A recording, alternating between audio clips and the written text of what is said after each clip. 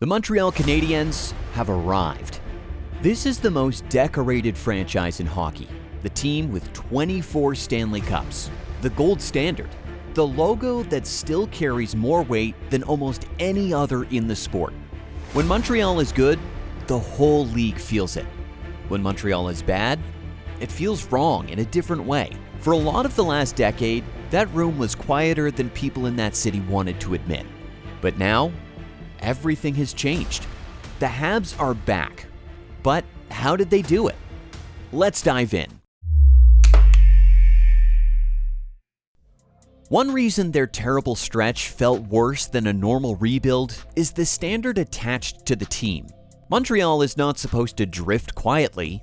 The Canadiens have 24 Stanley Cups, still the most in NHL history.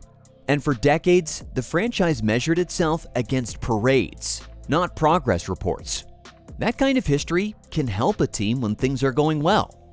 It can also make every lean year feel heavier because fans are not comparing the club to a normal rebuild. They're comparing it to what the jersey used to mean every spring.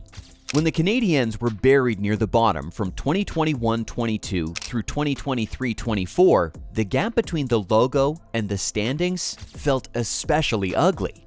There was the odd spike, a playoff appearance here, the 2021 run there, one strange burst that made people believe for a minute that maybe the old magic had shown up again. Most of the time, though, the Canadiens were either stuck, hurt, or rebuilding. Last spring's playoff berth was their first since 2021, and the 3 years from 2021-22 through 2023-24 were spent near the bottom of the standings. That is not a small dip for this franchise.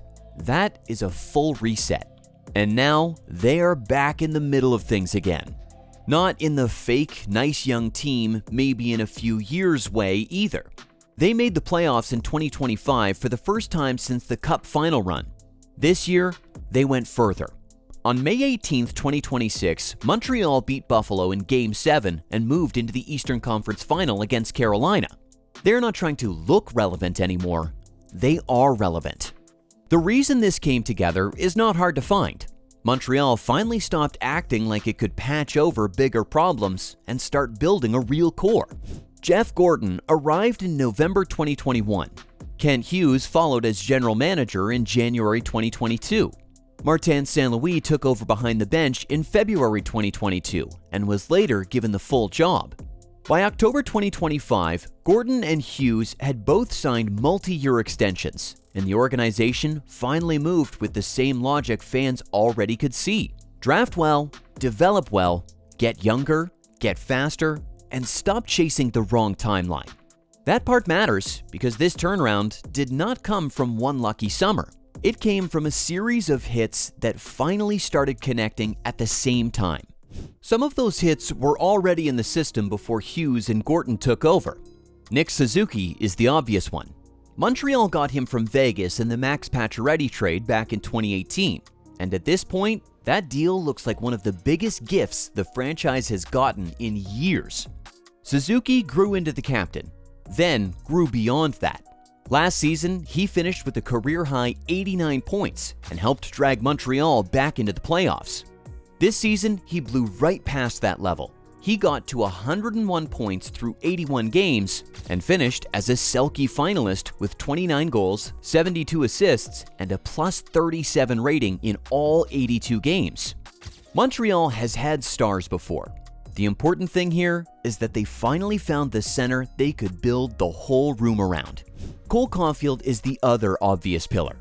Montreal signed him long-term, trusted the shot, and got rewarded in a huge way this season.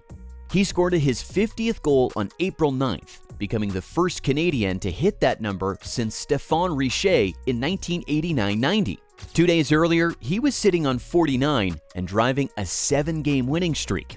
He finished as one of the purest closers in the league, and the Mr. Saturday Night label fit because he kept scoring on the loudest nights in the building. A top line gets different when one guy can finish like that and the center next to him sees the game a half second early.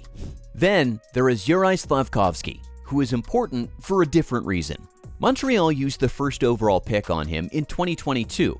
took all the noise that came with that decision and stayed patient. That patience matters now. When he signed his 8-year extension in July 2024, he had 20 goals and 30 assists in 82 games the year before. By April 9, 2026, he was sitting on 30 goals while playing next to Suzuki and Caulfield in a line that was doing real damage late in the season. He is not just the big winger with upside anymore. He is part of the thing working. The blue line tells the same story in a slightly different way. Lane Hutson was the steal. Montreal took him 62nd overall in 2022, and by June 2025, he had won the Calder after leading all rookies in assists, points, and ice time. He finished that season with 66 points, including 60 assists, and broke Chris Chelios' franchise record for points by a rookie defenseman. That is a ridiculous return on a second-round pick. It also changed the look of the team. Montreal stopped feeling heavy and cautious from the back end. Hutson gave them pace, deception, and another player who could drag the puck into the right part of the ice before the other team was set. Ivan Demidov added another layer. He arrived late in 2024-25, scored a goal and an assist in his NHL debut, and by May 2026, he had already finished second in Calder voting.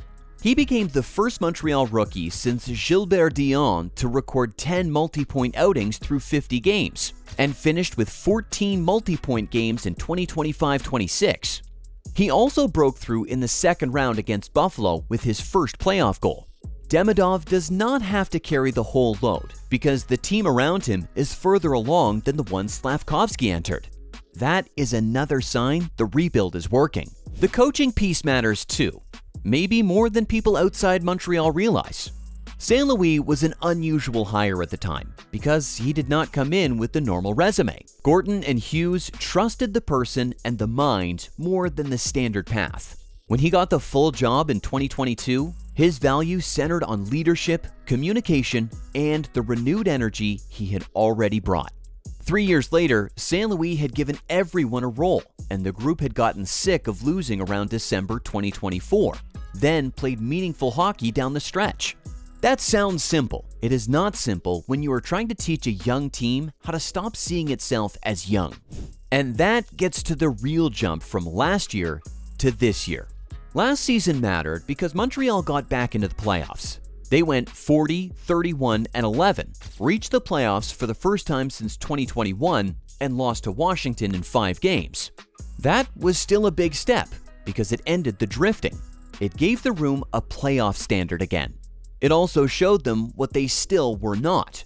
They were good enough to get in, they were not deep enough or clean enough yet to survive once the games tightened. This season looked different. They got to 45, 21, and 10 and rolled off an 8-game winning streak in early April. 4 days later, they were 47, 22, and 10 with 104 points and still chasing the top of the Atlantic. They finished 48, 24, and 10, good for the 6th best record in the league and 3rd in the division. They were also the youngest team to qualify, with an average age of 26.08. That is a real sign of arrival. Young teams are supposed to be fun. Young teams are not supposed to be this organized this quickly. Then they backed it up in the playoffs. Montreal beat Tampa Bay in 7 in the first round, then survived Buffalo in 7 in the second round, ending with Alex Newhook's overtime winner on the road in Game 7. That matters because it shows range. Last spring, they got a taste and left. This spring, they took 2 rounds and forced the league to treat them differently. The supporting cast deserves its share too. Jakub Dobeš gave them needed goaltending and had a 14-3-1 run in 2026 by April 1st, then made 37 saves in the Game 7 win over Buffalo. Philip Deneau gave them another layer of playoff competence. Zachary Bolduc chipped in important goals in the second round. Mike Matheson still soaked up hard minutes. Arbor Xhekaj gave them a harder edge. None of those names has the headline, though contenders usually need this part as much as the stars. What makes Montreal feel different now is that the team finally has shape. There is a captain playing like a first-line center on a contender. There is a 50-goal winger next to him. There is a former first overall pick on the rise. There is a Calder winner on defense. There is another blue chip forward already making plays as a rookie. And there is a coaching staff that seems to know how to hand responsibility out without drowning young players in it. So, how many cups will this core win?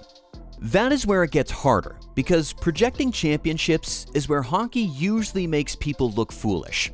Winning one is hard enough. Windows close faster than they should. Goalies change. Health changes. Cap sheets get heavy. Young teams learn that the same run rarely looks the same the next spring. Montreal has enough now that the dream is no longer embarrassing. They are already in the Eastern Conference Final. They have core pieces signed. Suzuki is in his prime. Caulfield is right there with him. Slavkovsky is still getting better. Hudson is already a top-of-the-lineup defenseman. Demidov has barely even started. That is a serious base. The real question is whether they can keep layering around it without ruining the age curve or the cap. Can they win this year? Maybe. A team that has already beaten Tampa and Buffalo and reached the conference final is not playing pretend anymore. Carolina is real. The West champion will be real too. Montreal is already past the point where happy to be here means anything. The Canadiens did not become relevant again because one prospect hit or because one season broke right. They became relevant again because the franchise finally accepted what it was for a few years, rebuilt it honestly, hit on its young talent, and found the right people to connect all of it. In Montreal, relevance always feels bigger because of the logo. For a while, the logo carried more history than present-day threat. Now, it is carrying both again. Now comes the hard part: staying at the top. So there you have it. That's how the Montreal Canadiens have pushed their way into contending again and are on the brink of something special. So, how do the Habs pull it off this year? Can they win the cup? Let us know in the comments. And as always, don't forget to like, subscribe, and turn on the notification bell for more videos.